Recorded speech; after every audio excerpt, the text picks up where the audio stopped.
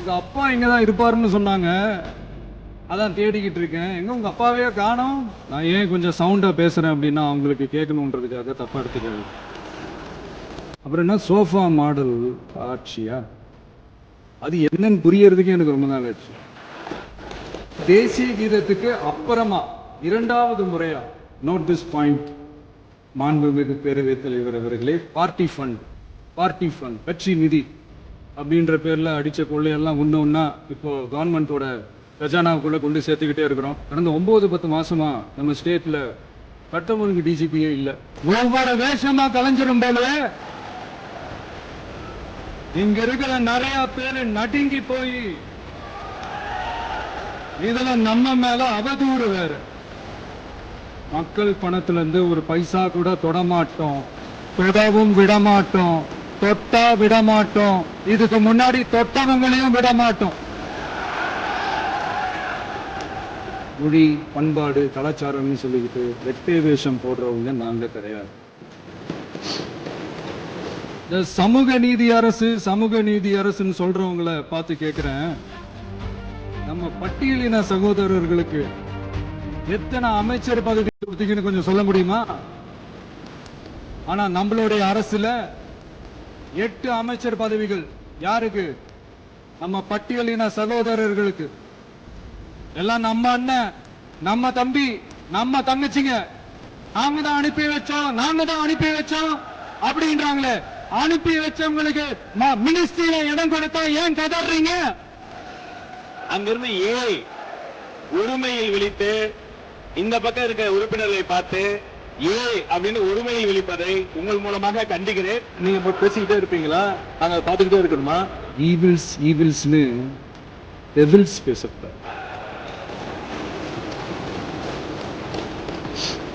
எங்களுக்கு பாடம் எடுக்கிறதா நினைச்சுக்கிட்டு இந்த தேசத்தை நீங்களே விதமா கலைச்சிக்கிட்டே வரீங்க, மறந்துடாதீங்க. பேசுங்க. உங்க கருத்துக்களை நீங்க முழுமையாக மன நிறைவோடு பேசலாம். டிவியில் 5 நிமிஷம் பேசுனதுக்கே தொடர்பு இருந்தாட்டம் இருக்கு. பேசுனா அப்புறம் என்ன பண்றது?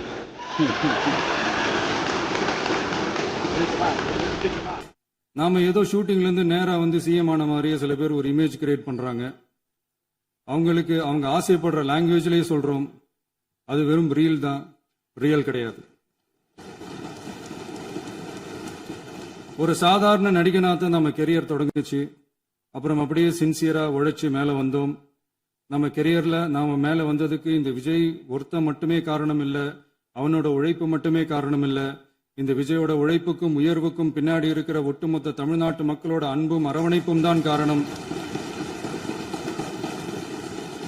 ஒவ்வொரு வீட்டுல இருக்க ஒவ்வொருத்தரும் நம்மள அவங்க வீட்டுல ஒருத்தனா ஏத்துக்கிட்டது தான் நமக்கு கடவுளும் மக்களும் தந்த மிகப்பெரிய வரம். அதுக்காகவே கடவுளுக்கு சமமான நம்மளோட சொந்தங்களான தமிழக மக்கள் அனைவருக்கும் மீண்டும் மீண்டும் நன்றி. இப்படி நம்மள தாயன்போடு அள்ளி அரவணைச்ச தமிழ்நாட்டு மக்களுக்கு நாம எப்படியெல்லாம் துணையாக இருந்தோம், எப்படியெல்லாம் மக்களோட மக்களா இருந்தோம்னு சொல்றேன். 1990ஸ்லயே ரசிகர் மன்றமா இருந்தப்பவே மக்களுக்கு துணையா நிக்க ஆரம்பிச்சோம்.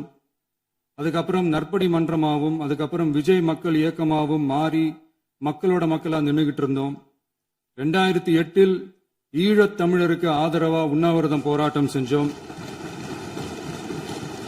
போர் முடிவுக்கு வரணும், நம்ம தொப்புள் கொடிய உறவுகளான ஈழத் தமிழர்களுக்கு பாதுகாப்பான நிம்மதியான ஒரு வாழ்வு கிடைக்கணும்னு அன்னைக்கே கோரிக்கை வச்சோம். 2009 ஆரம்பிச்ச விஜய் மக்கள் இயக்கம் வழியா நம்மளோட மக்கள் நல பணிகளை எக்ஸ்டெண்ட் அண்ட் எக்ஸ்பேண்ட் பண்ணிக்கிட்டே வந்தோம். கல்விக்கு துணையா இருந்தோம், சோசியல் சர்வீஸ் செஞ்சோம், வெள்ள நிவாரணத்துல துணையா இருந்தோம், கொரோனா காலத்துல மக்களுக்கு தோள் கொடுத்தோம். விலையில்லா விருந்தகம், குருதியகம், முட்டைப்பால் ரொட்டி திட்டம், விழியகம், பயிலகம், நூலகம், இப்படி பல வழியில மக்களுக்கு துணையா இருந்தோம்.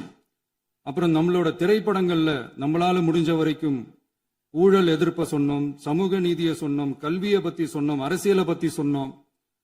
அரசியலை பத்தி பேசுனதுனால நம்ம படங்கள் சந்திச்ச இதுவரைக்கும் சந்திக்கிற பிரச்சனையை பத்தி எல்லாருக்குமே தெரிஞ்சதுதான். இது மட்டும் இல்லாம 2011 நாகப்பட்டினத்துல மீனவர் பிரச்சனைகளுக்கு ஆதரவா ஒரு பெரிய பொதுக்கூட்டம் நடத்தினோம்.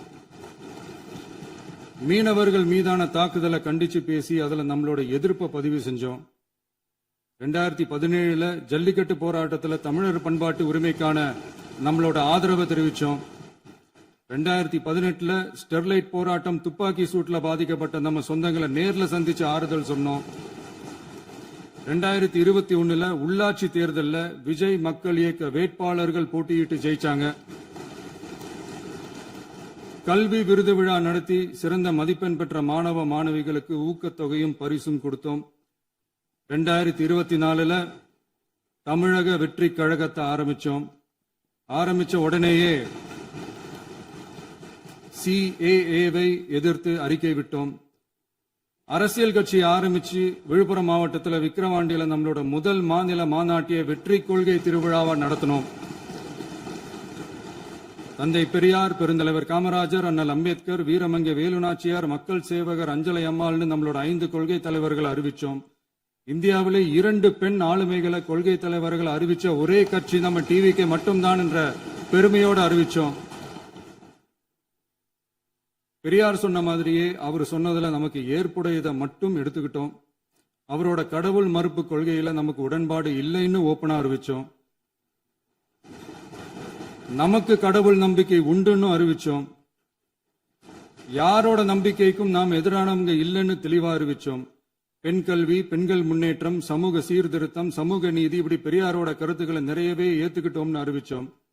அண்ணல் அம்பேத்கரோட சம வாய்ப்பு, சமநீதி, சமத்துவத்தை ஃபாலோ பண்ணுவோம்னு அறிவிச்சோம். பெருந்தலைவர் காமராஜரோட மதச்சார்பின்மையை ஏத்துக்கிட்டதோட அவரோட நேர்மையான நிர்வாகத்தையே ஒரு கொள்கையா ஏத்துக்கிட்டோம்னு அறிவிச்சோம். வீரமங்கை வேலு நாச்சியாரோட மண் மீட்பையும் சமூக நல்லிணக்கத்தையும் பின்பற்றுவோம்னு அறிவிச்சோம். மக்கள் சேவகர் அஞ்சலை அம்மாளோட விடுதலை வேட்கையையும் மக்களோட வாழ்வாதாரத்துக்காக உறுதியாக நிற்கிறதையும் பின்பற்றுவோம்னு சொன்னோம்.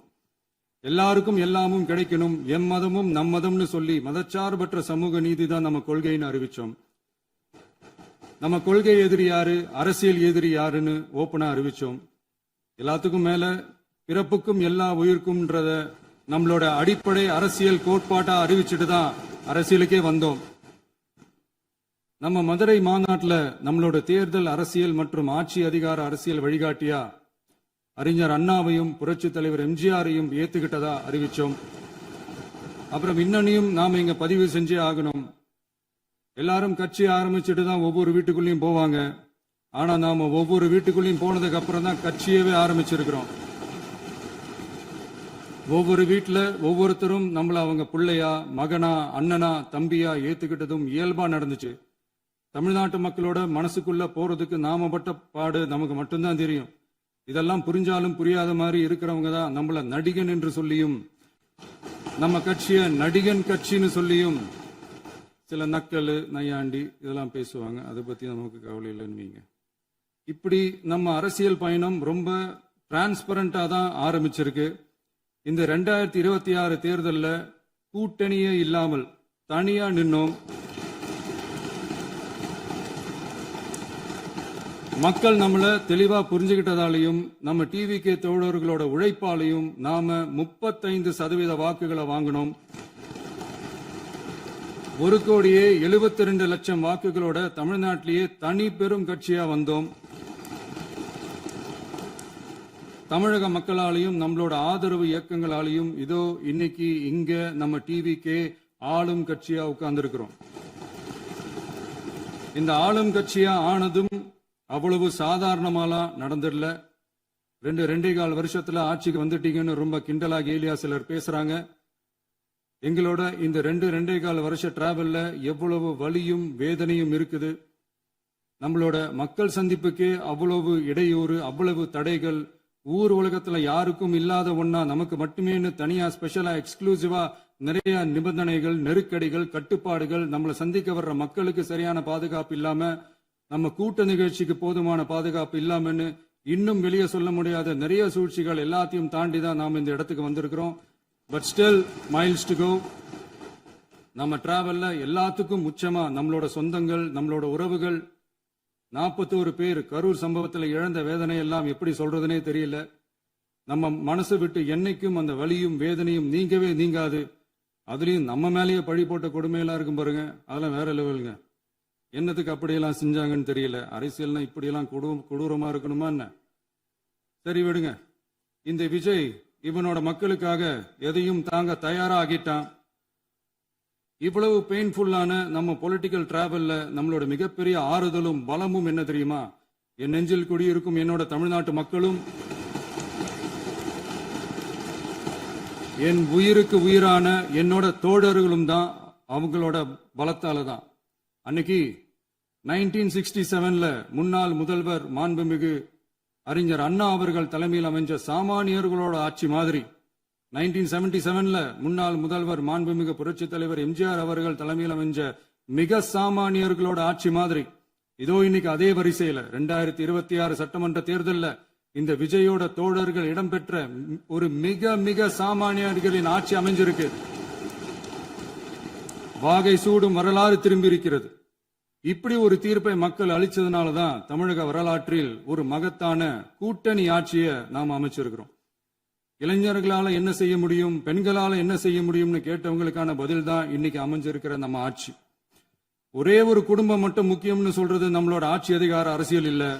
தமிழ்நாட்டில் இருக்கிற ஒவ்வொரு குடும்பமும் முக்கியம்னு சொல்றது தான் நம்ம அரசியல். நம்மளோட ஆட்சி அதிகாரம் அதான் நம்மளோட மனசாட்சி உள்ள மக்களாட்சி. இந்த 2026 தேர்தல்ல யாராலும் உடைக்கவே முடியாதுன்னு சொன்ன மதத்தை உடைச்சோம், சாதியை உடைச்சோம், முக்கியமா காசு கொடுத்து ஓட்டு வாங்குற ஒரு நச்சு கலாச்சாரத்தையே சுக்கு நூறா தூள் தூளா உடைச்செறிஞ்சோம். நாம கிளீன் கவர்னன்ஸ் அண்ட் குட் கவர்னன்ஸ்ல உறுதியா இருக்கிறோம். இப்ப மட்டும் இல்ல, எப்பவுமே இப்படிதான் இருப்போம். இதுல 100% இது உண்மைன்றதுனாலதான் பாரம்பரியமான தினத்தந்தி பத்திரிகை ஊழலின் ஊற்றுக்கண் அடைக்கப்படுகிறதுன்னு 16/6/2026 அன்னைக்கு ஒரு தலையங்கமே எழுதியிருக்கு. ஒரு தவறு செய்தால், அது தெரிந்து செய்தால் அவன் தேவன் என்றாலும் விடமாட்டேன் என்று எம்ஜிஆர் அன்று பாடினார். அதை இன்று விஜய் செயலில் காட்டுகிறார்னு அந்த எடிட்டோரியல்ல எழுதியிருக்கு. இந்த நேரத்தில் தினத்தந்திக்கு நம்மளோட நன்றியை தெரிவிச்சுக்கிறோம். அரசியலுக்கு வந்து 2 வருஷம் தான் ஆகுது. உங்களுக்கு என்ன தெரியும், உங்களால என்ன முடியும்னு கேலியா கேட்டவங்களுக்கு தினத்தந்தியோட பதிலை இப்போதைக்கு போதும்னு நினைக்கிறேன். என்னென்னமோ செய்வான்னு சொல்றானே இந்த விஜய், பல வருஷமா இருக்கிற ஒரு பதவி வெறி பிடிச்ச அரசியலை உடைச்சி எப்படி செய்வான்னு நம்ம மக்களை யோசிச்சிருவாங்க. இதோ இப்போ நம்ம மக்களுக்கு புரிஞ்சிருக்கும். இப்பவும் சொல்றோம், இது வெறும் ஆரம்பம் தாங்க. இந்த மாபெரும் சபையிலிருந்து கேட்கிற மக்களே, நமக்கு கொஞ்சம் அவகாசம் கொடுங்க. இதுக்கு முன்னாடி, அதாவது 2017 கடைசியில இருந்து 2026 ஏப்ரல் வரைக்கும் இருந்த புண்ணியவான்கள் ஆட்சியில ஒவ்வொரு டிபார்ட்மெண்ட்லயும் போட்ட ஏராளமான ஓட்டைகளை அடைச்சிக்கிட்டே படிப்படியா மக்களுக்கு நல்லதையும் செஞ்சுக்கிட்டே வருவோம். அதனாலதான் நமக்கு எதிரா யார் யாரோ சேரவே மாட்டாங்கன்னு நினைச்சவங்க எல்லாம் ஒன்னா சேர்றாங்க. நம்ம ஆட்சிக்கு டேட்டு குறிக்கிறாங்க.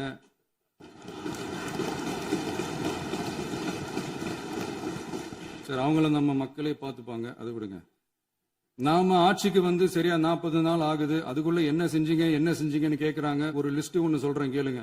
பெண்கள் பாதுகாப்புக்காக சிங்கப்பெண் சிறப்பு படை, 200 யூனிட் வரை கட்டணமில்லா மின்சாரம், போதைப் பொருள் ஒழிப்புக்காக தனிப்படை, குறுவை நெல் சாகுபடியை ஊக்குவிப்பதற்காக 134.83 கோடி சிறப்பு தொகுப்பு திட்டம், வழிபாட்டு தலம், ஸ்கூல், பஸ் ஸ்டாண்ட், அதுக்கு பக்கத்துல இருக்கிற 717 மதுபான கடைகள் மூடப்பட்டன. அங்க வேலையில் இருந்தவர்களுக்கு வேறு கடைகளில் வேலை, கவனிக்கப்படாமல் விடப்பட்ட அம்மா உணவகங்கள் புதுப்பிக்கப்பட்டன. பத்திரப்பதிவு துறையில் பகல் கொள்ளைக்கு புல் ஸ்டாப் வைக்கப்பட்டுள்ளது. வருகையில்லா ஆவண பதிவு முறை கொண்டுவர உத்தேசிக்கப்பட்ட செயல்பாட்டில் உள்ளது. அரசு மற்றும் தனியார் மருத்துவமனையில் ஸ்கேன் மையங்களில் கருவுறுவதற்கு முன் மற்றும் பின் ஏற்படும் தவறுகளை கண்காணிக்கவும், மருத்துவ நிறுவனம் முறைப்படுத்தும் சட்ட விதிகள் பின்பற்றப்படுகிறதா என கண்காணிக்கவும், மருத்துவ மற்றும் ஊரக பணிகள் இயக்கத்தின் பயன்பாட்டிற்காக 40 புதிய வாகனங்கள் வழங்கப்பட்டுள்ளது. கூட்டுறவு வங்கியின் ஏழை எளிய மக்கள் வாங்கிய கடனுக்கு முதல் முத்தாய்ப்பாக ரூபாய் 2045 கோடி தள்ளுபடி வழங்கி ஆணையிடப்பட்டுள்ளது. ஒன்றிய அரசிடம் கேட்டுக்கொண்டதற்கிணங்க கடந்த 2 வருடமாக நிறுத்தி வைக்கப்பட்ட இருந்த ஜல் ஜீவன் மிஷன் திட்டம் புதுப்பிக்கப்பட்டு ஜல் ஜீவன் மிஷன் திட்டம் 2.0 நடைமுறைக்கு கொண்டு வரப்பட்டுள்ளது. 18,500 கோடி அளவில் உறுதியளிக்கப்பட்ட காஞ்சிபுரம் மாவட்டத்தில் மைய விரிவாக்க திட்டம், கோயம்புத்தூரில் மின்னணு பொருட்கள் மற்றும் மின்னணு அமைப்புகள் உற்பத்தி திட்டம் மற்றும் திருவள்ளூர் மாவட்டத்தில் காட்டுப்பள்ளி LNT கப்பல் கட்டும் தளம் விரிவாக்க திட்டத்திற்கு ஒப்பந்தங்கள் போடப்பட்டுள்ளன. அனைத்து நிர்வாக நடவடிக்கைகளும் மின்னணு முறையில் மாற்றம் கொண்டு வர நடவடிக்கை எடுக்கப்பட்டு வருகிறது. சட்டவிரோத கல்குவாரி மற்றும் அனுமதியின்றி கனிமங்களை எடுத்துச் செல்வது தடுக்கப்பட்டுள்ளது. பல்வேறு குவாரிகள் சீல் வைக்கப்பட்டுள்ளன. கனிமங்களை கண்காணிப்பது, எல்லைகளை நிர்ணயிப்பது மற்றும் ஆளில்லா விமானம் மூலம் அளவீடு செய்வது போன்றவற்றை செயல்படுத்துவதற்கான பணிகள் மேற்கொள்ளப்பட்டு வருகின்றன.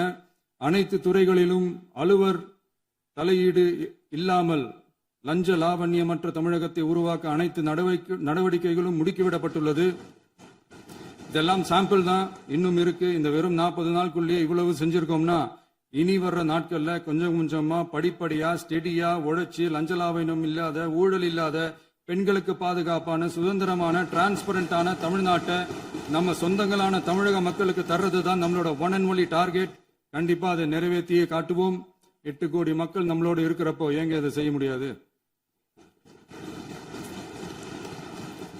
மாண்புமிகு பேரவைத் தலைவர் அவர்களே, தமிழ்நாட்டின் கருவூலம் எப்படி திசை மாறி உருமாறி தேய்ந்து ஓய்ந்து கிடக்கிறதுன்னு சொன்னாங்க. திசை மாறி உருமாறி தேய்ந்து ஓய்ந்துன்னு வசனம் மாதிரி ரைமிங்கா இல்லாம வளமான இலக்கியமா இதே சபையில பேசினவங்களோட திறமையான ஆட்சியில நடந்த நிதி மேலாண்மையை பத்தி வெள்ளை அறிக்கையா வெளியிட்டோம். வெள்ளை அறிக்கை வந்ததிலிருந்தே கண்ணை கட்டுதுங்க. அந்த காலத்துலதான் பிள்ளையோ பிள்ளை, தொல்லையோ தொல்லைன்னு சொன்னாங்க. அதே மாதிரி தாங்க அவங்க ஆட்சியாலையும் அவங்களாலையும் இன்னைக்கு தமிழ்நாட்டுக்கே தொல்லையோ தொல்லை. இப்படி ஒரு நிலைமையை உண்டாக்கி வச்சுட்டு இவங்க சொல்றாங்க நமக்கு ஆட்சி செய்ய தெரியாதுன்னு. நம்ம அமைச்சர்களுக்கும் நம்ம சட்டமன்ற உறுப்பினர்களுக்கும் ஒன்னும் தெரியாதுன்னு. ஆமாங்க, எங்களுக்கு தெரியாதுதான்.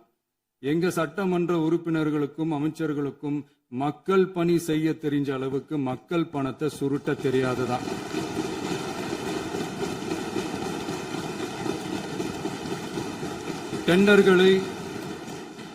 டெண்டர்களை முறைப்படுத்த தெரிஞ்ச அளவுக்கு அதோட ரேட்டை உயர்த்தி ஊழல் செய்ய தெரியாதுதான். பதவி உயர்வு வழங்கவும் பணி இடமாற்றம் கலந்தாய்வு நடத்தவும் தெரியுமே தவிர பதவி உயர்வுக்கும் பணியிட மாற்றத்திற்கும் பணம் பறிக்க தெரியாதுதான். புதிய பணியிடங்கள் உருவாக்க தெரியுமே தவிர அந்த பணியிடங்களை பணத்துக்கு விற்க தெரியாதுதான். கோயில்கள்ல நடக்கிற நிர்வாக சீர்கேட்டை தடுக்க நீங்க பேசுங்க, நீங்க கண்டிப்பா பண்ணுங்க. கோயில்கள்ல நடக்கிற நிர்வாக சீர்கேட்டை தடுக்க தெரியுமே தவிர கோயில் பணத்தை கொள்ளையடிக்க தெரியாதுதான். தங்கத்தை உருக்கி தாரை வார்க்க தெரியாதுதான். கனிம வளத்தை பாதுகாக்க தெரிஞ்ச அளவுக்கு கனிமத்தை வித்து கொள்ளையடிக்க தெரியாதுதான். அரசு வருமானத்தை அரசு கஜானாவுக்கு மாத்த தெரிஞ்ச அளவுக்கு அந்த பணத்தை தனிப்பட்ட கஜானாவுக்கு மடை மாத்த தெரியாதுதான். போதை கலாச்சாரத்தை தடுக்க தெரிஞ்சவங்களுக்கு போதை கலாச்சாரத்தை வளர்க்க தெரியாதுதான். நம்ம குடும்பத்தில் இருக்கிற பாட்டி, அம்மா, அக்கா, தங்கச்சி, குழந்தைங்களை, பெண்களை மதிக்க தெரிஞ்சவங்களுக்கு ஓசி பஸ், 1000 ரூபாய் கேஸ், இப்படிலாம் பேச தெரியாதுதான். எங்க உறுப்பினர்களுக்கும் அமைச்சர்களுக்கும் மக்கள் சேவை தெரிந்த அளவிற்கு சுயநல தேவையை செஞ்சிக்க தெரியாதுதான். அதனாலதான் சொல்றோம், எங்களை பார்த்து எதுவும் தெரியாதுன்னு சொல்றவங்களுக்கு சொல்றோம், இதெல்லாம் எங்களுக்கு தெரியாதுதான். உங்களை மாதிரி முறைகேடுகளை செய்யறத நாங்க தெரிஞ்சுக்கவும் போறதில்ல, தெரிஞ்சுக்கவும் ஆசைப்படல. அத கடைசி வரைக்கும் எங்களுக்கு தெரியாமலே இருந்துட்டு போகட்டும். அதனால நாங்களும் எங்க மக்களும் வெரி வெரி ஹாப்பி தான். மாண்புமிகு பேரவைத் தலைவர் அவர்களே, எதிர்ப்பவர்கள் எதிர்க்கட்சி என்பதற்காக எங்கள் ஆட்சி மீது 1000 பழி போடலாம். ஆனாலும் தமிழக மக்களுக்கு உண்மையை உணர்த்த வேண்டியது நம்மளோட கடமை. மின்வெட்டை பொறுத்தவரை தமிழ்நாடு மின்மிகை மாநிலமாக இருந்தாலும் கடந்த காலங்களில் ஏற்பட்ட நிர்வாக குளறுபடிகளும் மின்சார சாதனங்கள் மற்றும் மின் மாற்றிகளில் ஏற்படும் பழுதாலும் வேண்டுமென்றே சிலரின் நடவடிக்கைகளாலும் இந்த மின்வெட்டிற்கு காரணமாக உள்ளது. மின் விநியோக மீட்பு நடவடிக்கைகளை ஒருங்கிணைப்பதற்காக எதிர்பாராமல் இரவு நேரங்களில் ஏற்படும் மின் தடங்களை விரைந்து சரி செய்வதில் 10 உயர்மட்ட கண்காணிப்பு குழுக்கள் மற்றும் 125 சிறப்பு மின் தடை நீக்க ரோந்து வாகனங்கள் வழங்கப்பட்டு 24 மணி நேரமும் கண்காணிக்கப்படுகிறது. கூடுதலாக தற்போது 77 புதிய மின் தடை நீக்க மையங்களும் உருவாக்கப்பட்டுள்ளன. விரைவில் இந்த மின்வெட்டு நிலைமை அறவே நீக்கப்படும். மாண்புமிகு பேரவைத் தலைவர் அவர்களே, நம்ம விவசாயிகள் எல்லாரும் நம்மள நல்லா புரிஞ்சுக்கிட்டு தமிழக வெற்றி கழகத்தை ஏத்துக்கிட்டாலும் எதிர்க்கட்சிகளோட தூண்டுதலால சில இடங்கள்ல சில போராட்டங்கள் நடக்குது. எதிர்க்கட்சிகள் என்னதான் சித்து வேலை செஞ்சாலும் விவசாய பெருமக்கள் எல்லாரும் நம்ம ஆட்சி அவங்களுக்கான ஆட்சி தான் நல்லா புரிஞ்சுதான் வச்சிருக்கிறாங்க. இந்த வருஷம் எல்னினோ விளைவா எப்பவும் இருக்கிறத விட இந்த டைம் மழை குறையுங்கிறதையும் நம்ம விவசாயிகள் உணர்ந்துதான் இருப்பாங்க. இருந்தாலும் நம்ம அரசு நம்ம விவசாயிகளோட வாழ்வாதாரத்துக்காக பக்கபலமாகவும் உறுதியாகவும் துணை நிற்கும்ங்கிறத தெரிவிச்சுக்கிறோம். நம்ம தமிழகத்தில் ஏற்கனவே நடந்த அதி அற்புதமான சூப்பரான நிர்வாக திறன் கொண்ட 50 வருஷ அரசியல் அனுபவம் கொண்ட 2.0, 3.0, 4.0 பல 0.0 மாடல் ஆட்சி நடத்த கனவு கண்டவங்களோட அட்டகாசமான ஆட்சிக்காரங்க பல்வேறு விதமான நிதி நெருக்கடியை நம்ம மக்களுக்கும் நமக்கும் பரிசா கொடுத்துட்டு போய் இருந்தாலும் கூட்டுறவு வங்கிகளின் மூலம் 75,000 வரை பயிர்கடன் பெற்று குறு சிறு இதர பெரு விவசாயிகளுக்கு 100% முழுமையான பயிர்கடன் தள்ளுபடியும் 75,000க்கு மேல் கடன் பெற்றவர்களுக்கு குறைந்தபட்சமாக 35,000 பண பயன் கிடைக்கும் அளவிற்கு மொத்தம் 14,43,504 விவசாயிகளுக்கு ரூபாய் 5,932.23 கோடி பயிர்கடன் தள்ளுபடி வழங்கப்பட்டுள்ளது. மாண்புமிகு பேரவைத் தலைவர் அவர்களே, நாம ஒன்றியத்தில் கூட்டுறவு கூட்டாட்சி, மாநிலத்தில் சுயாட்சி என்ற கொள்கையை கொண்டவங்க தான் ஏற்கனவே அறிவிச்சிருக்கிறோம். தற்போதைய ஒன்றிய அரசு சார்ந்த கட்சியுடன் அரசியலில் கொள்கை அளவில் நேர் எதிராக நிக்கிறவங்க தான் நாம. அதே சமயத்தில் எதுக்கெடுத்தாலும் கண்ணை மூடிக்கிட்டு ஒன்றிய அரசோட மோதல் போக்கை விரும்புறவங்க நாம இல்ல. நமக்கு எப்பவுமே தமிழகத்தின் வளர்ச்சி மட்டும்தான் முக்கியம். அதுக்காக நம்மளோட அரசியல் ரீதியான கொள்கைகளையோ மாநில உரிமைகளையோ கொஞ்சம் கூட விட்டு கொடுக்கவே மாட்டோம். அதுல ரொம்ப தெளிவாகவும் உறுதியாகவும் இருக்கிறோம். இனியும் இப்படித்தான் இருப்போம். அதுல ஒருபோதும் மாற்றமே இருக்காது. அதனால இதுல யாரு திசை திருப்ப வேலையில் ஈடுபட்டாலும் அவங்க எல்லாரும் மக்கள் மத்தியில் தோற்பது உறுதி. எனவே நம்ம மக்களுக்கோ சிறுபான்மை சகோதரர்களுக்கோ நம்ம ஆதரவு இயக்கங்களுக்கோ எந்தவித சந்தேகமும் வேண்டாம். நாம் யாரோட டீமும் இல்ல. நாம எப்பவுமே பியூரான பீப்புள்ஸ் டீம். இன்னும் சொல்ல போனா நாம secular team, social justice team. மாண்புமிகு பேரவைத் தலைவர் அவர்களே, அரசு விழாக்கள், கல்வி நிறுவனங்கள் மற்றும் பல அதிகாரப்பூர்வ நிகழ்ச்சிகளோட தொடக்கத்துல நம்ம தமிழ்தாய் வாழ்த்த பாடுறதுதான் வழக்கமா இருக்கு. தமிழ்தாய் வாழ்த்த பொறுத்த வரைக்கும் நம் அரசு இதுல நம்மளோட உறுதியான நிலைப்பாட்டை ஒன்றிய அரசுக்கு மிக தெளிவா தெரிவிச்சிருக்கு. அது இல்லாம இதில் மாநில அரசின் கொள்கைக்கு ஏற்ப ஒன்றிய அரசின் அறிவிக்கையில் திருத்தம் மேற்கொள்ள கோரிக்கையும் விடுக்கப்பட்டுள்ளது. நீட் தேர்வை பொறுத்தவரை கிராமப்புற மற்றும் பொருளாதார ரீதியாக பின்தங்கிய மாணவர்களுக்கு சமமான வாய்ப்பை வழங்குவதில்லை. மருத்துவ கல்வியில் சமூக நீதி மற்றும் சம வாய்ப்பை நீட் பாதிக்கிறது என்பதை உணர்கிறோம். எனவே மருத்துவ படிப்புகளுக்கான சேர்க்கையை 12ஆம் வகுப்பு மதிப்பெண்களின் அடிப்படையில் நடத்த வேண்டும் என்று நமது அரசு வலியுறுத்தி வருகிறது. மத்திய அரசிடம் நீட்டிலிருந்து தமிழ்நாட்டிற்கு விலக்கு வழங்க வேண்டும் என்று கோரிக்கை விடுத்துள்ளது. மாண்புமிகு பேரவைத் தலைவர் அவர்களே, பேரறிஞர் அண்ணா அவர்கள் தலைமையிலான அரசு 1968இல் இருமொழி கொள்கையை நடைமுறைப்படுத்தியது. தமிழ் ஆட்சி மொழி, தமிழ் மொழியை பாதுகாப்பது, மாணவர்களுக்கு ஆங்கிலத்தின் மூலம் உலக அளவிலான வாய்ப்புகளை வழங்குவது, எந்த ஒரு மொழியையும் கட்டாயமாக திணிப்பதை தவிர்ப்பது மற்றும் எதிர்ப்பது, நிலத்தின் மொழி மற்றும் பண்பாட்டு அடையாளத்தை பேணுவது என்பதை நம் தமிழக வெற்றிக் கழக ஆட்சி ஏற்றுக்கொண்டுள்ளது. எனவே தமிழ்நாட்டில் தமிழ் ஆட்சி மொழி மற்றும் இருமொழி கொள்கை என்பதில் நமக்கு மாற்று கருத்தே இல்லை.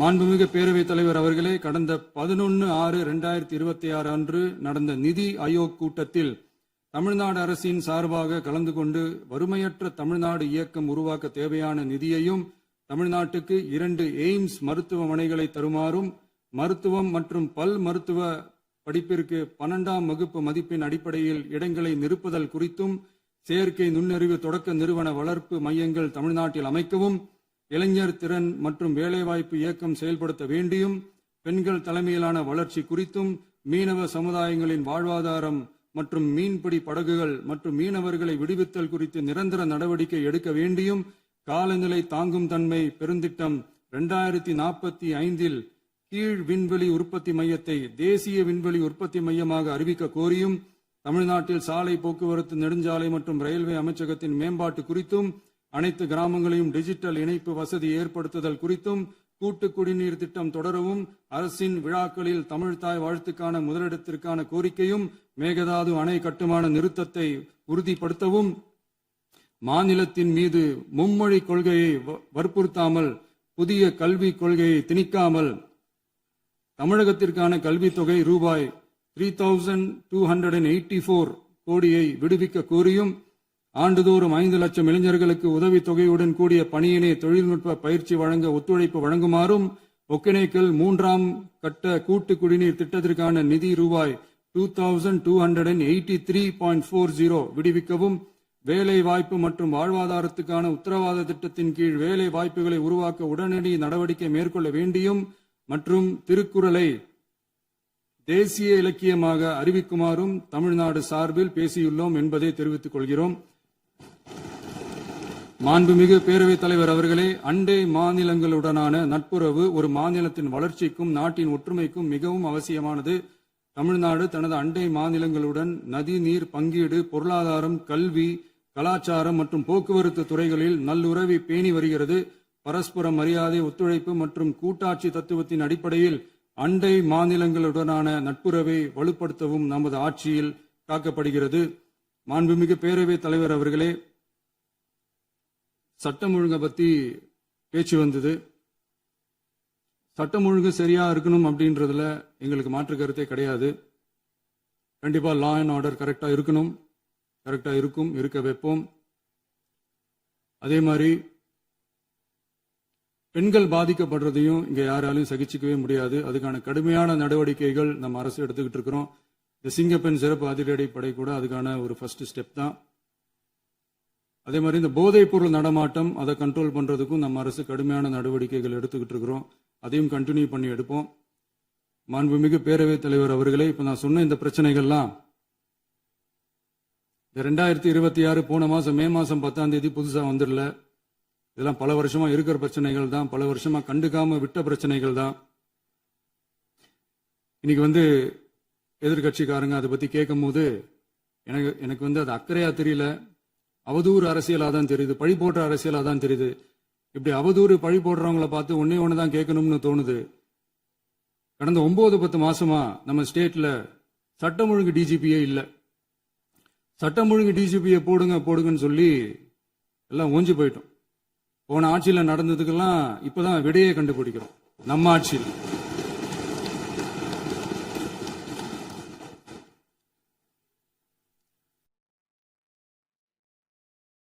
போதைப் பொருள் நடமாட்டம் எல்லாம் தாறுமாறா அப்படியே பரவி கொட்டி கிடக்குது. இதெல்லாம் இனிஷியல் ஸ்டேஜ்லயே யார் கண்ட்ரோல் பண்ணியிருக்கணும்? போலீஸ் டிபார்ட்மெண்ட் அப்ப யார் கையில இருந்தது? இத்தனை கேள்வி நம்மளை பார்த்து கேட்கறாங்களே, ஒரே ஒரு கேள்விதான் நான் கேட்கணும்னு தோணுது. போலீஸ் டிபார்ட்மெண்ட்டை கையில வச்சுக்கிட்டே பிகினிங்லயே இனிஷியல் ஸ்டேஜ்லயே இந்த போதைப் பொருள் நடமாட்டத்தை ஏன் கண்ட்ரோல் பண்ணல? மனசாட்சி உள்ளவங்க இந்த பிரச்சனையெல்லாம் ஏன் நடக்குதுன்றது அவங்களுக்கே நல்லா தெரியும். இன்னைக்கு சட்டம் ஒழுங்கை பத்தி கேள்வி கேட்க கூடாதா அப்படின்னா தாராளமா கேட்கலாம். இது ஜனநாயக அரசு, மன்னராட்சி எல்லாம் கிடையாது, மனசாட்சி உள்ள மக்களாட்சி. அதனால கேள்வி கேட்கலாம், எல்லாருக்கும் எல்லா உரிமையும் உண்டு. விமர்சனம் செய்யலாம், எல்லாருக்கும் எல்லா உரிமையும் உண்டு. ஆனா நம்ம ஆட்சியில என்ன நடவடிக்கைகள் எடுத்திருக்கோன்றது தெரிஞ்சுக்கிட்டு அதுக்கு ஏற்ற மாதிரி ஒரு நடுநிலையா பேசுனீங்கன்னா கொஞ்சம் நல்லா இருக்கும். சட்டம் ஒழுங்கை பத்தி யாருக்கு என்ன யோசனை இருந்தாலும், மக்கள் நலனுக்காக யாருக்கு என்ன யோசனை இருந்தாலும் அதை தாராளமாக சொல்லலாம். நம்ம அரசு அது காது கொடுத்து கேட்கும். ஆனா நம்ம அரசினுடைய நிர்வாக திறன் அதை பத்தி பேசுறவங்களுக்கு ஊரடிச்சு உலையில போட்டு ஊழல் மேல ஊழலா செஞ்சுக்கிட்டு அதுல இருந்து தப்பிக்கிறதுக்கு பேர் தான் நிர்வாகத்திறன் அப்படின்னு சொன்னா, அப்படிப்பட்ட ஒரு ஊழல் செய்யற நிர்வாகத்திறனை நம்ம அரசு ஒரு நாளும் செய்யாது. பொட்டி பெட்டியா பணத்தை வச்சுக்கிட்டு, பெட்டியை வச்சு எல்லாம் செஞ்சுக்கிட்டு, போதைப் பொருள் பாதுகாவல் கழக மாடல் அரசாங்கம் செஞ்ச ஒவ்வொரு ஊழலா வெளியில வந்துகிட்டு இருக்கு. டாஸ்மாக்ல அது என்னப்பா அது பேரு பார்ட்டி ஃபண்ட் கட்சி நிதி அப்படின்ற பேர்ல அடிச்ச கொள்ளையெல்லாம் ஒண்ணா இப்போ கவர்மெண்டோட கஜானாவுக்குள்ள கொண்டு சேர்த்துக்கிட்டே இருக்கிறோம். உட்காருங்க.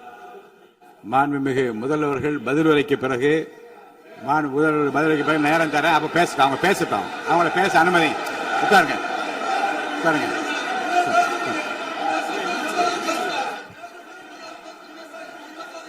மாண்புமிகு அலோவ் பண்றேன் உட்காருங்க. மாண்பு உறுப்பினர்கள் நீங்க இங்க உட்காருங்க, அமைதியா உட்காரு. நீங்க எல்லாம் உட்காருங்க. உட்காருங்க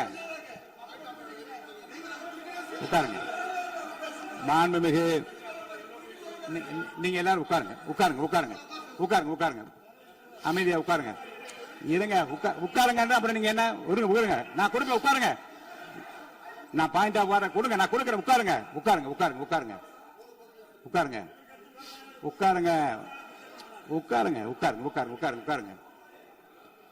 மாண்புமிகு முதல்வர் அவர்கள் கோர்வையாக நிதானமாக சொல்லிக்கொண்டே இருக்கிறார். நீங்க குறிப்பெடுத்து வைத்துக் கொள்ளுங்கள். பேசி முடித்தவுடன் நான் உங்களுக்கு அவகாசம் தருகிறேன். நீங்க ஒண்ணு சொல்லுங்க, என்ன என்று நீங்க சொல்லுங்க. உங்க சொல்லுகிற வாய்ப்பை நான் உங்களுக்கு தருகிறேன். இப்போது மாண்புமிகு முதலமைச்சர் உங்கள் உரையை தொடரலாம்.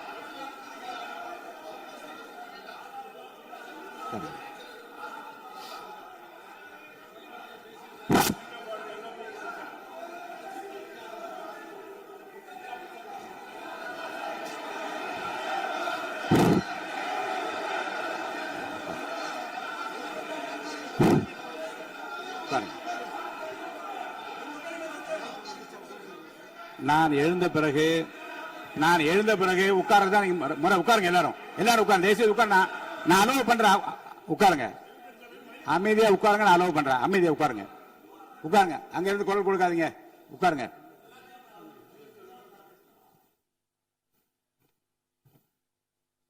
இனிமையான இந்த விவாதத்தில் இதுவரை குறுக்கீடுகள் இல்லாமல்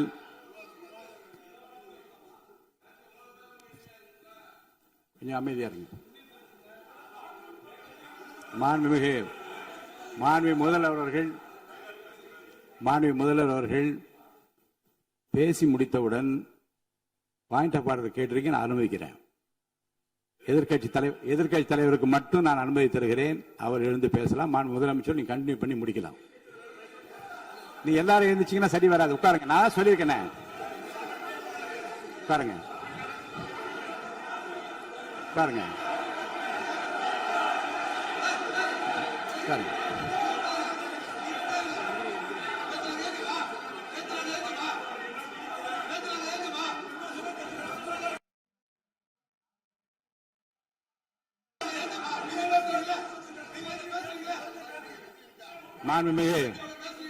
மாண்பு உறுப்பினர் அமைதி காக்க வேண்டும். நேற்று எதிர்க்கட்சி தலைவர் பேசுகிற போதும் அவர் பேசுகிற எல்லாவற்றுக்கும் நான் அனுமதி அளித்தேன்.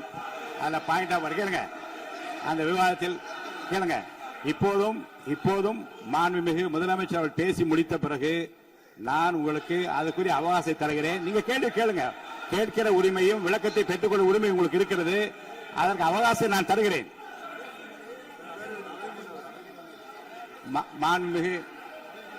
மாண்புமிகு உறுப்பினர் அமருங்க. நான் என் தீர்ப்பை சொல்லுகிறேன். மாண்புமிகு முதலமைச்சர் அவர்கள் பேசி முடித்தவுடன் எதிர்க்கட்சி தலைவருக்கு அந்த வாய்ப்பை நான் தருகிறேன். நிச்சயமா அந்த கேள்வி கேட்கலாம். உட்காருங்க. எல்லாரும் முன்னவர் பேசுங்க.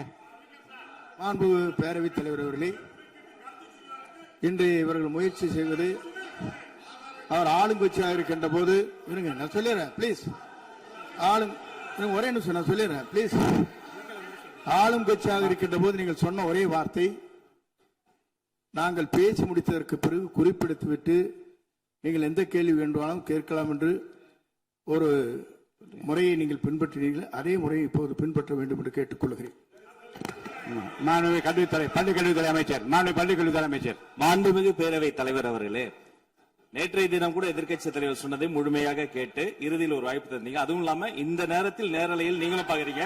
அங்கிருந்து ஒருமையில் விழித்து இந்த பக்கம் இருக்கிற உறுப்பினர்களை பார்த்து ஏ அப்படின்னு ஒருமையில் விழிப்பதை உங்கள் மூலமாக கண்டிக்கிறேன்.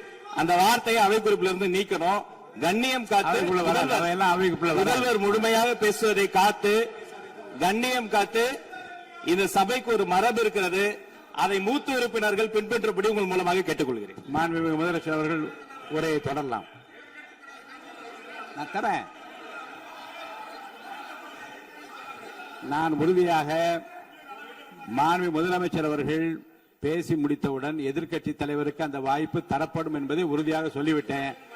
இடையிலே குறுக்கீடு செய்யாமல் அந்த பேச்சு முழுமையாக பேசி முடிக்க நீங்கள் அனுமதி வழங்க வேண்டும் என்று கேட்டுக்கொள்கிறேன். அமைதியா உட்காருங்க. அவங்க பேசி முடிக்கட்டும், நீங்க கேளுங்க. நான் என்ன சொல்றேன், கேட்கிற உரிமையும் விளக்கத்தை கேட்டு பெற உரிமை உங்களுக்கு இருக்கிறது. ஆனா இடையிலே குறுக்கீடு செய்யாமல் அதை முடிக்கும்படி நான் கேட்டுக்கொள்கிறேன். மாண்புமிகு முதலமைச்சர் அவர்கள் தொடர்ந்து நீங்க பேசலாம்.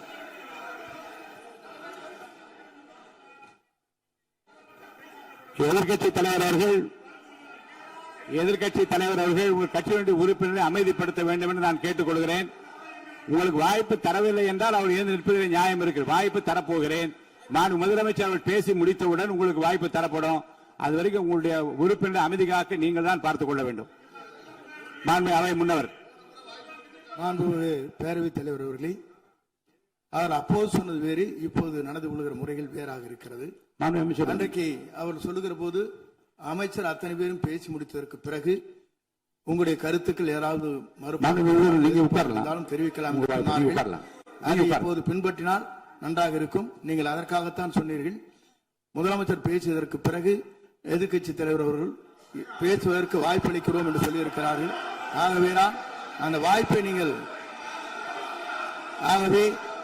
இல்ல அது பதில் சொல்லணும்னு கேட்டிருக்காங்க. பதில் சொல்லணும் தான் சொல்லியிருக்காங்க. பதில் சொல்லினா தாங்க பிரச்சனை. இல்ல அப்படி இல்ல. ஆகவே இல்ல நேற்றைய தினம் நீங்கள் அப்படி பேசிக் கொண்டது ஆறாவது இல்ல. நேற்றைய தினம் உங்கள் பேசுகிற போது ஆறாவது குறுக்கிட்டார்களா? நீங்கள் பேசுகிற போது யாருமே குறுக்கிடவில்லை. நீங்க எவ்வளவு பேசினீர்கள், எவ்வளவு வார்த்தைகள் பேசினீர்கள் என்பதெல்லாம் எங்களுக்கு தெரியும். யாருமே அதில் குறுக்கிடவில்லை. இது முதலமைச்சர், எங்கள் முதலமைச்சர் எதிர்க்கட்சி தலைவர் பேசுகிறவர் யாரும் குறுக்கிட வேண்டாம் என்று சொன்னார்கள். அதை நாங்கள் பின்பற்றினோம். ஆனால் இன்றைக்கு நீங்கள் பின்பற்றவில்லை என்றால் வேதனையாக இருக்கிறார். முன்னவர் நேற்று எதிர்க்கட்சி தலைவர் பேசுகிற போது அடுக்கடுக்காக குற்றச்சாட்டுல வைத்தார். இப்போ அதற்குரிய மாண்புமிகு பொதுப்பணித்துறை அமைச்சர் கூட காலையில் அலுவலகத்தை சந்தித்து அவர்கள் சாட்டிய குற்றச்சாட்டுகளுக்கெல்லாம் ஆதாரங்களை எல்லாம் நான் கொண்டு வந்திருக்கிறேன் என்று சொன்னேன். நான் நேற்று அந்த விஷயம் நேற்றோடு முடிந்து விட்டது. ஆதாரங்களை கொடுங்கள். தக்க நேரத்தில் இதை பற்றி சொல்ல வேண்டிய நேர்ந்தால் நான் இதெல்லாம் ஆய்வு செய்து உரிய நேரத்தில் அவை குறிப்பிட்டு ஏற்றுவதற்கு முன்பாக அவரிடம் காட்டி அதற்கு பிறகு அதை பற்றி முடிவெடுக்கும் என்று நான் சொன்னேன். இப்போதும் சொல்லுகிறேன், மாண்பு முதலமைச்சர் அவர்கள் பேசிக் கொண்டிருக்கிறார். பேசி முடிக்கட்டும். எதிர்க்கட்சி தலைவருக்கு உறுதியாக நான் வாய்ப்பு தருவேன். அவர் கேள்விகளை முன்வைக்கலாம், விளக்கங்களை பெறலாம்.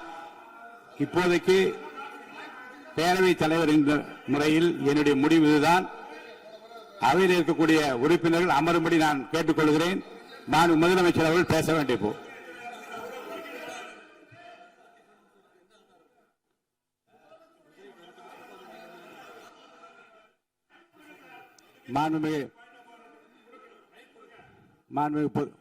இருங்க. அவை முன்னவர் பேரவைத் தலைவர் அவர்களே, நேற்றைய தினம் நீங்கள் முழுமையாக பேசினீர்கள். உங்கள் பேச்சுக்கள் எப்படி இருந்தது என்பதும் நாடறியும். இருந்தாலும் கூட நாங்கள் அமைதியாக இருந்தோம். இல்ல நீங்க இருங்க. ஒவ்வொரு வார்த்தைக்கு இருங்க. நீங்க மின்வெட்டையில நீங்க சொன்னீங்க. உங்களுடைய முன்னாள் அமைச்சர் ஆற்காடு வீராசாமி இருக்கிற போது மின்வெட்டால் தான் நாங்கள் ஆட்சியே மாறியது என்றெல்லாம் சொன்ன கதையெல்லாம் இருக்கு. அதெல்லாம் சொன்னோம்னாங்க. நாங்களே அமைதியா இருந்தோம். அதுக்கு அங்கே தயவு செய்து எதிர்க்கட்சி தலைவருக்கு வாய்ப்பளிக்கிறார்கள்.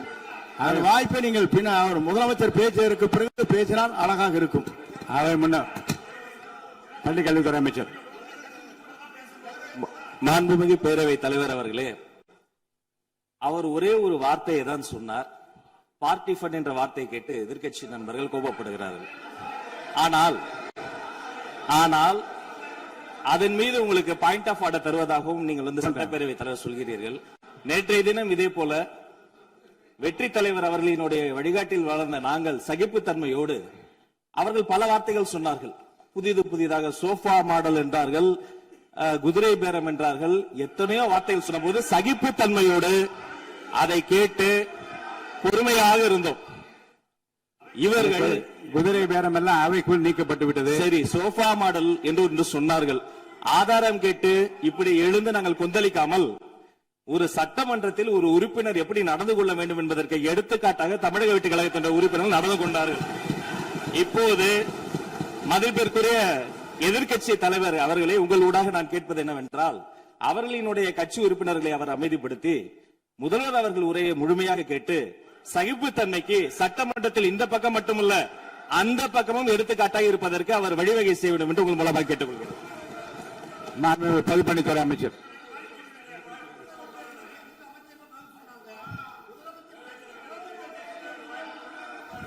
மாண்புமிகு பேரவைத் தலைவர் அவர்களே, திராவிட முன்னேற்ற கழகம் முதல் நாளில் இந்த சபையுடைய மரபையும் பாரம்பரியத்தை பற்றியும் நமக்கு வகுப்படுத்தார்கள்.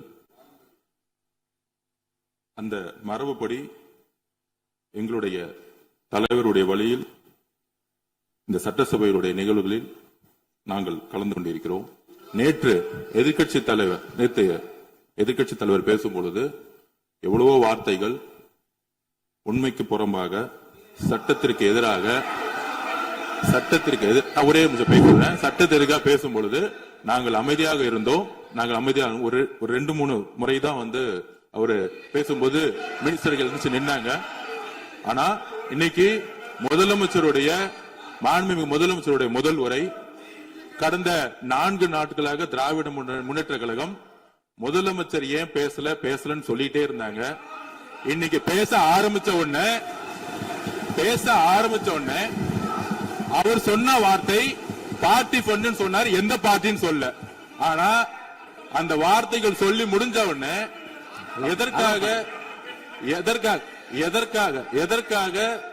எதற்காக முதலமைச்சருடைய பேச்ச இவங்க குறுக்கிடுறாங்கன்னு தெரியல. நீங்கள் சொன்னதுபடி முதலமைச்சர் பேச வேண்டும். பேசிய பின்பு கருத்துகளுக்கு பதிலளிக்க அவர்கள் பதிலளிக்கும், நாங்களும் பதிலளிக்க தயாராக இருக்கிறோம். பதிவு பண்றோம். மாண்புமிகு முதலமைச்சர் அவர்கள்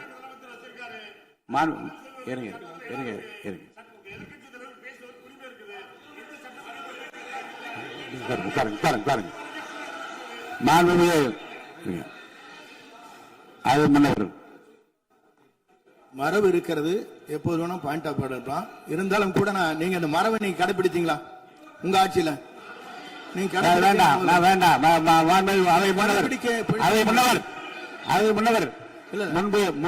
முன்பு எப்படி நடந்தால் என்பதை பற்றியோ முன்பு நடந்த நிகழ்வுகள் பற்றியோ நீங்கள் சொல்லி மீண்டும் இந்த அவையினுடைய மாண்பை குறைக்க வேண்டாம் என்று நான் கேட்டுக்கொள்ள வேண்டாம். இப்போது உள்ள பிரச்சனை, மாண்பு முதலமைச்சர் அவர்கள் தன்னுடைய பேச்சை உறுதி செய்து முடிக்க வேண்டும். அவர் முடித்த பிறகு எதிர்க்கட்சி தலைவருக்கு நான் நிச்சயமாக வாய்ப்பு தருவேன். அவர் கேள்வி கணக்குகளை தொடுக்கலாம், சந்தேகங்களை கேட்கலாம், விளக்கம் தருவதற்கு மாண்பு முதலமைச்சர் அவர்கள் தயாராக இருக்கின்றார். அமைதியாக என்னை அமரும்படி நான் கேட்டுக்கொள்கிறேன். இப்ப நான் அனுமதிக்க முடியாது. மாண்பு முதலமைச்சர் உரையை தொடரலாம்.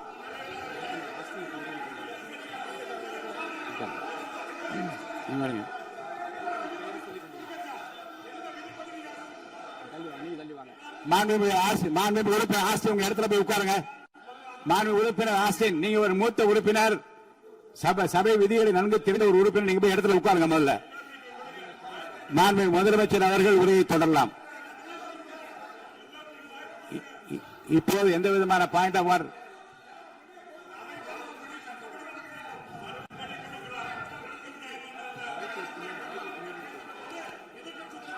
நான் வாய்ப்பு இல்லை என்று சொன்னால் நீ எழுந்து நிற்பதில் நியாயம் இருக்கிறது. உட்காருங்க. வாய்ப்பு உறுதியாக எதிர்க்கட்சி தலைவருக்கு பாயிண்ட் ஆஃப் ஆர்டர் மட்டுமல்ல, உட்கார்ந்து அவர் பேசிய பேச்சுக்களை என்னென்ன இருங்க, என்ன என்ன என்ன என்ன என்ன உங்களுக்கு சந்தேகம் இருக்கிறதோ, வினாக்கள் இருக்கிறதோ அதை நீங்க கேட்கலாம். அவர் பதில் சொல்வதற்கு தயாராக இருக்கிறார். பேசி முடிக்கின்ற வரை அமைதி காக்கும்படி உங்களை நான் கேட்டுக்கொள்கிறேன். மாண்புமிகு எதிர்க்கட்சி தலைவர் முழு ஒத்துழைப்பை நீங்கள் தர வேண்டும் என்று நான் எதிர்பார்க்கிறேன்.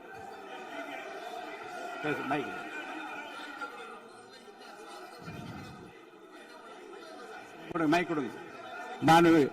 மாண்புமிகு எதிர்க்கட்சி தலைவர் பேரவைத் தலைவர் அவர்களே, நீங்க உட்காருங்க. நேற்று நான் பேசும்போது சில அமைச்சர்கள் குறுக்கிட்டு பேசினாங்க, அதற்கு நீங்க அனுமதி கொடுத்தீங்க. அதே மாதிரி இன்னைக்கு முதலமைச்சர் பேசும்போது சில வார்த்தைகள், தவறான வார்த்தைகள் பேசுறாரு. அவர் பார்ட்டி ஃபண்ட் அப்படின்னு சொல்லியிருக்கிறாரு. அவர் அமைச்சர் அந்த பார்ட்டி ஃபண்ட் எந்த பார்ட்டின்னு கூட சொல்ல தைரியம் இருந்தா சொல்லுங்க, நாங்க அதெல்லாம் ஃபேஸ் பண்ண தயாரா இருக்கோம். எதையும் ஆதாரத்தோடு எதையும் பேசுங்க. இங்க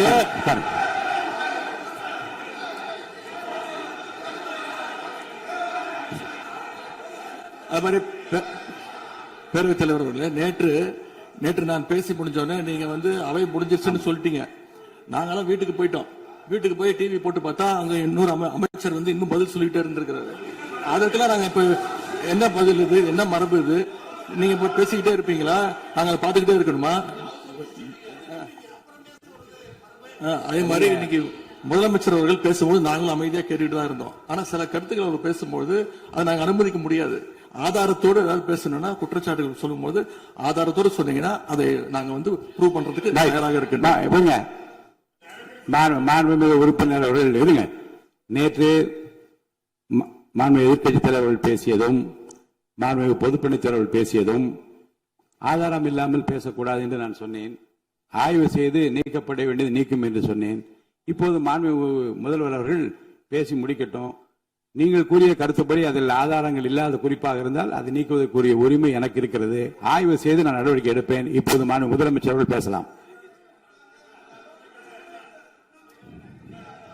இந்த டாஸ்மாக் மாதிரியே பல டிபார்ட்மெண்ட்லயும், மறுபடியும் சொல்றேன், கட்சி நிதின்ற பேர்ல அடிச்ச கொள்ளைய ஒன்னா கவர்மெண்டோட கஜானாக்குள்ளேயே கொண்டு சேர்த்துக்கிட்டே இருக்கிறாங்க. இப்பவும் சொல்றேன், மக்கள் பணத்துல இருந்து ஒரு பைசா கூட தொடமாட்டோம், தொடவும் விடமாட்டோம், தொட்டா விடமாட்டோம். இதுக்கு முன்னாடி தொட்டவங்களையும் விடமாட்டோம்.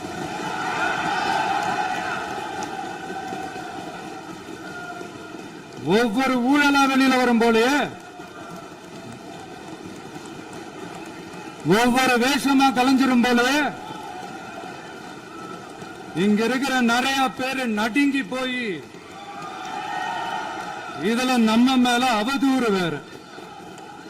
இப்ப புதுசா ஒரு வெப்பன் ஒண்ணு கொண்டு வந்திருக்காங்க. அது என்ன தெரியுமா? அவங்க தயவால தான் நம்ம ஆட்சி நடக்குதாம். மக்கள் தயவால இந்த ஆட்சி நடந்துகிட்டு இருக்கு. மனசாட்சி உள்ள சக்திகளோட ஆதரவால இந்த ஆட்சி நடந்துகிட்டு இருக்கு. நாங்க தான் அனுப்பி வச்சோம் அப்படின்றாங்களே. அனுப்பி வச்சவங்களுக்கு மினிஸ்ட்ரியில இடம் கொடுத்தா ஏன் கதறீங்க? ஏன் இவ்வளவு கோவம்? ஏன் இவ்வளவு கதறல்ஸ்? இதுல இன்னொரு முக்கியமான விஷயம், மார்க்சிஸ்ட் கம்யூனிஸ்ட் கட்சி நமக்கு ஆதரவு கொடுத்தது சுயேட்சையா எடுத்த முடிவுன்னு சொல்றாங்க. அதே மாதிரி இந்திய கம்யூனிஸ்ட் கட்சி நமக்கு ஆதரவு கொடுத்தது சுயேட்சையா எடுத்த முடிவுன்னு சொல்றாங்க. இதுல எங்க இருந்து நாங்க தான் அனுப்பி வச்சோம்னா புரியலையே. மக்களுக்கு நல்லா புரியும். எல்லாத்தையும் தெளிவா பார்த்துக்கிட்டு இருக்கிறாங்க.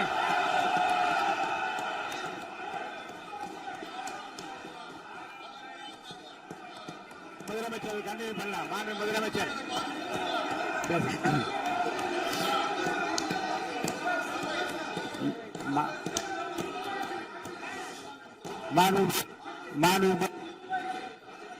முதலமைச்சர் நீ கண்டினியூ பண்ணலாம். நீ கண்டினியூ பண்ணலாம்.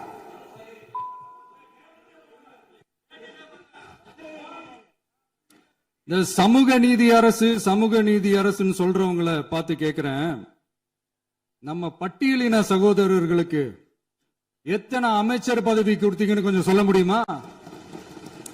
ஆனா நம்மளுடைய அரசுல 8 அமைச்சர் பதவிகள் யாருக்கு? நம்ம பட்டியலின சகோதரர்களுக்கு. எல்லாம் நம்ம அண்ணன், நம்ம தம்பி, நம்ம தங்கச்சிங்க. அண்ணல் அம்பேத்கர் அவர்களுடைய கிட்டத்தட்ட 100 ஆண்டு கால கனவு இப்ப நிறைவேறி இருக்கு. நான் ஏன் கொஞ்சம் சவுண்டா பேசுறேன் அப்படின்னா அவங்களுக்கு கேட்கணும்ன்றதுக்காக தப்பா எடுத்துக்காது. அதே மாதிரி பெண்களோட பாதுகாவலர் நாங்க தான் அப்படின்னு சொல்லிக்கிறவங்களை கேட்கிறேன், எத்தனை பெண்களுக்கு அமைச்சர் பதவியில இடம் கொடுத்தீங்க கொஞ்சம் சொல்ல முடியுமா? எங்க அரசுல 4 சகோதரிகளுக்கு அமைச்சர் பதவி கொடுத்திருக்கிறோம்.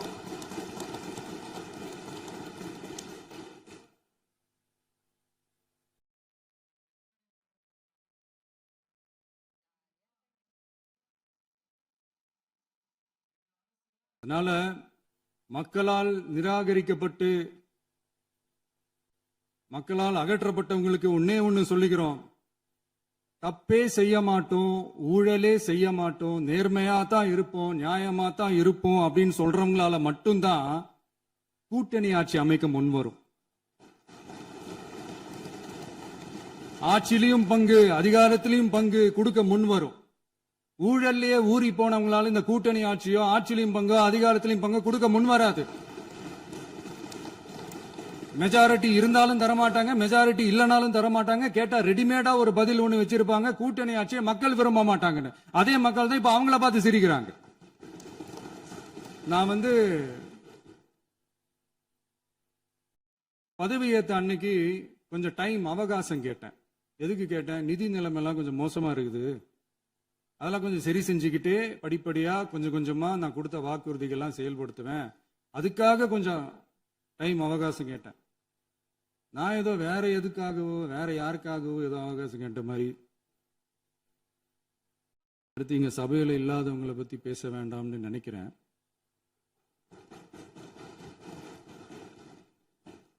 இங்க நம்மளை பத்தி அவதூறு பரப்புறதோட மட்டும் இல்லாம இப்ப நம்ம மக்கள் மேலேயும் அவதூறு பரப்ப ஆரம்பிச்சிட்டாங்க. மக்கள் நமக்கு ஓட்டு போட்டது தப்பான், குடும்பம் குடும்பமா நமக்கு ஆதரிச்சது தப்பான். இது இப்ப இல்ல, நான் சொல்றது எம்ஜிஆர் அவர்கள் காலத்திலிருந்தே. அப்பவே அவர் ஜெயிச்சப்போ அதே மக்களை தப்பு தப்பா பேசுறது. மக்கள் என்ன பண்ணிட்டாங்க, எம்ஜிஆர் என்ன பண்ணிட்டாரு, எம்ஜிஆர் என்ன இது பண்ணிட்டாரு. 50 வருஷமா ஒரே டெக்னிக்கா.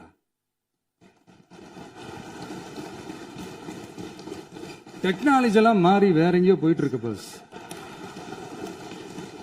இதுல கொஞ்சம் டெக்னிக்காச்சும் கொஞ்சம் மாத்தினா கொஞ்சம் நல்லா இருக்கும். அதனால மக்களுக்கு யூஸ்ஃபுல்லா இருக்கிற மாதிரி இந்த ஆக்கப்பூர்வமான கருத்துக்களோ ஆக்கப்பூர்வமான யோசனைகளோ இருந்தா சொல்லுங்க, அதை நாங்க டெஃபரெண்டா எடுத்துக்கிறோம். ஆனா அதை விட்டுட்டு இந்த நக்கலு, நையாண்டி, சம்பந்தம் இல்லாத பேச்சு இதெல்லாம் பேசிட்டு அப்புறம் முதல்வர் பதில் சொல்லல, முதல்வருக்கு பதில் சொல்ல தெரியல அப்படின்னா அப்புறம் என்ன சோஃபா மாடல் ஆட்சியா? அது என்னன்னு புரியறதுக்கே எனக்கு ரொம்ப நாள் ஆச்சு. இந்த சோஃபா செட்டு, டேபிள் சேரு, டீபாய், பர்னிச்சர் பிசினஸ் எல்லாம் வேற எங்க வெளியில போய் பண்ண சொல்லுங்க. அப்படி அந்த பிசினஸ் தான் பண்ணணும்னா நிறைய பிசினஸ் பண்ற மாதிரி வெளியில போய் பண்ண சொல்லுங்க, இங்க சட்டசபைக்குள்ள வேணாம். அதனால ஆக்கப்பூர்வமான கருத்துக்கள் இருந்தா சொல்லுங்க, டெஃபினட்டா அது சரியா இருந்தா நாங்க ஏத்துக்கிறோம். எனக்கு ஒரு குட்டி கதை ஒண்ணு ஞாபகம் வருது, சொல்லாமா? ஒரு ஊர்ல ஒரு பெரியவர் வெயில் ரொம்ப ஜாஸ்தியா இருக்குன்னு சொல்லிட்டு கண்ணுக்கு மேல கை வச்சுக்கிட்டு இப்படி சுத்தி முத்தி தேடிக்கிட்டு இருந்தாராம். அப்ப கூட இருந்த ஒரு சின்ன பையன் என்ன தேடுறீங்க அப்படின்னு கேட்டானா. அதுக்கு அந்த பெரியவர் சொன்னாரா, அது ஒண்ணு இல்ல தம்பி,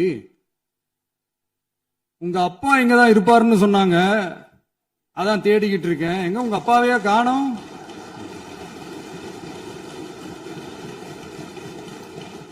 இல்ல அந்த எங்களுக்கும் நக்கலா நையாண்டியா சம்பந்தம் இல்லாத குட்டி கதை இதெல்லாம் எங்களுக்கும் பேச தெரியும்.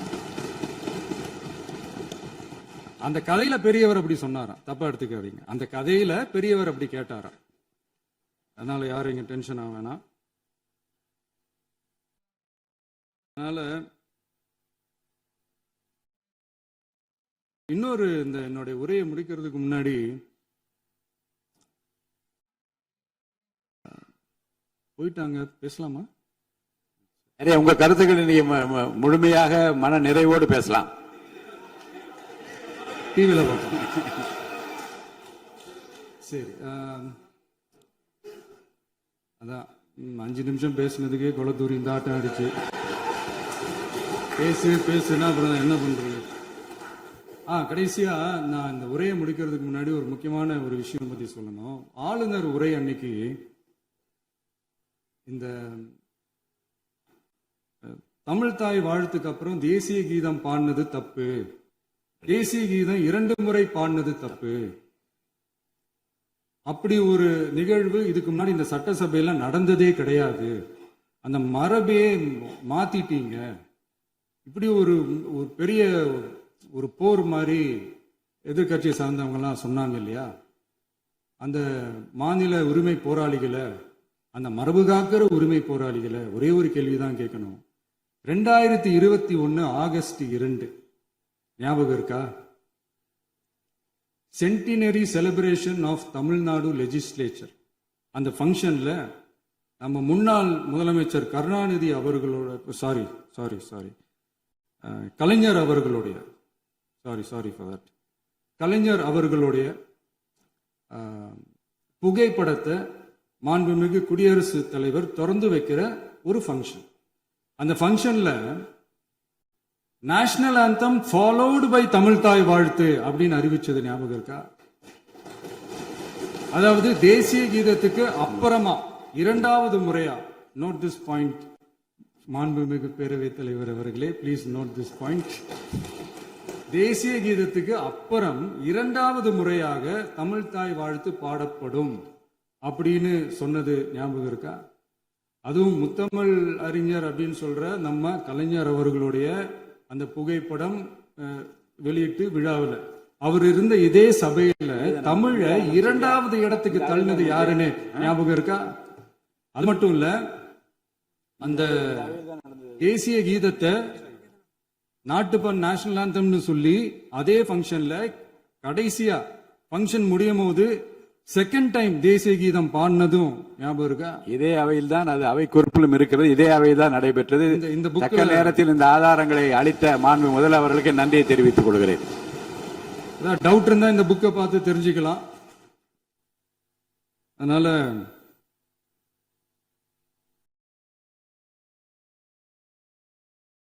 கேட்டா என்ன சொல்லுவாங்கன்னா, அது ஜனாதிபதி கலந்துகிட்ட ஃபங்க்ஷன், அதெல்லாம் அப்படிதான், அதெல்லாம் கண்டுக்க கூடாது அப்படின்னு சொல்லுவாங்க.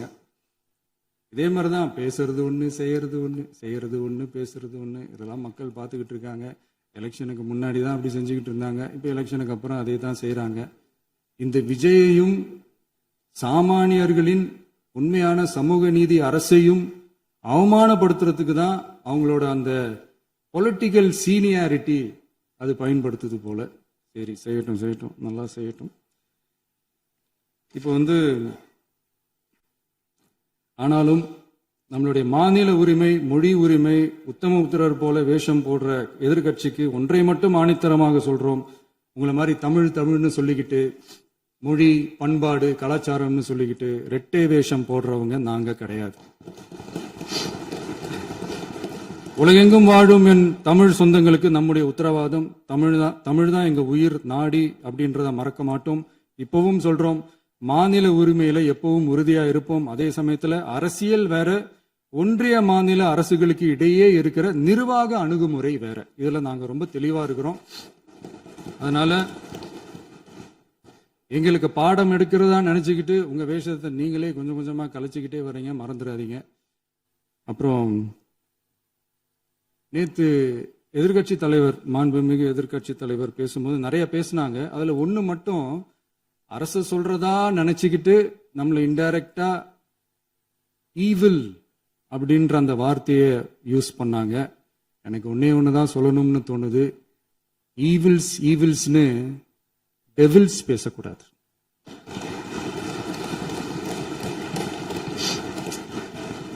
அவங்க இருந்திருந்தா ஒரு ஆக்ஷன் பண்ணணும்னு எனக்கு தோணுச்சு. எல்லாரும் போயிட்டாங்க. பர்மிஷன் பண்ணலாமா? இப்பவும் பண்ணலாம், ஒண்ணும் தப்பு இல்ல.